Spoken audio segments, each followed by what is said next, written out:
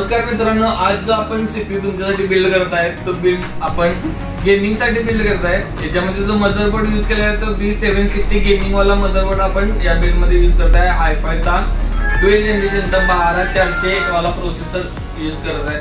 Graphics card घेतलेला आहे तो AMD Radeon चा RX 6600 वाला ग्राफिक्स कार्ड प्लस SMPS आहे तो FG 750 वॉट अँटी स्पोर्टचा 750 वॉटचा SMPS कूलर 3 फॅन वाला आहे आणि कॅबिनेट जो आहे तो क्रिस्टल कॅबिनेट अँटी स्पोर्ट्स वाला ब्लॅक कलर वाला कॅबिनेट आपण या बिल्ड मध्ये यूज करत आहे।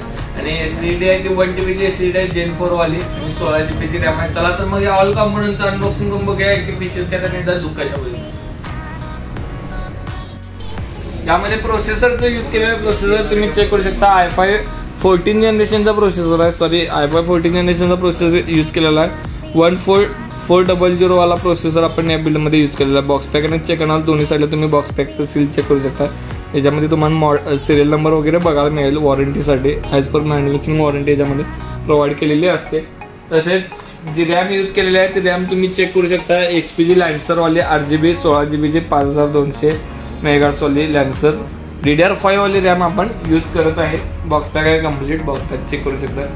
SSD जे यूज केलेलं आहे XPG गेमिक्स S70 ब्लेड मध्ये M.2 NVMe SSD Gen 4 वाली SSD आपण या बिल्ड मध्ये यूज करत आहे। 1TB ची SSD आहे ज्याच्यामध्ये रीड आणि राईट स्पीड तुम्ही चेक करू शकता, 7400 MBps रीड स्पीड आणि write speed 6800 write speed provide केलेलं आहे।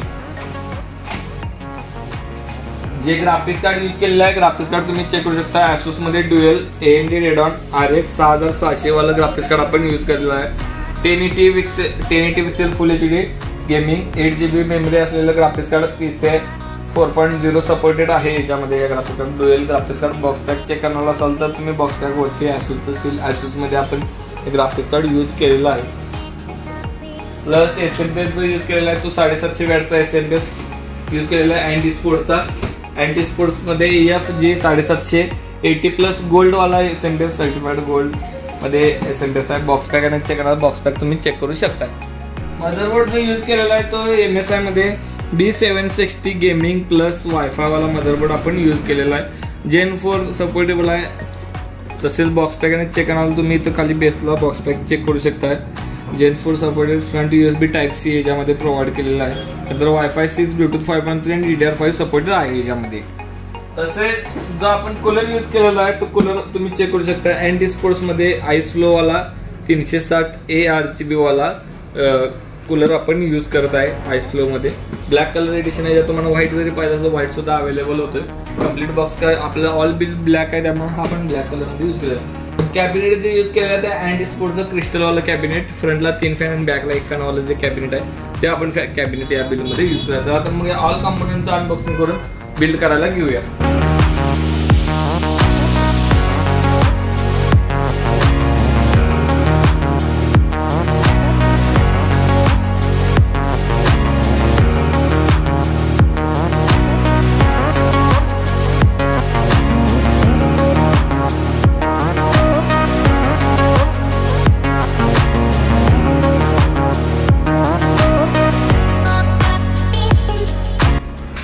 कॅबिनेट मध्ये राईट साइडला एक टेम्पर ग्लास प्रोव्हाइड केलेला आहे, फ्रंटला एक टेम्पर ग्लास प्रोव्हाइड केलेला आहे। तसेच फॅन तुम्ही चेक करू शकता, 3 RGB फॅन प्रोव्हाइड केलेला आहे। बॅक साइडला एक RGB फॅन लेफ्ट साइडला प्रोव्हाइड केलेला आहे 3 आणि बॅक साइडला एक प्रोव्हाइड केलेला आहे।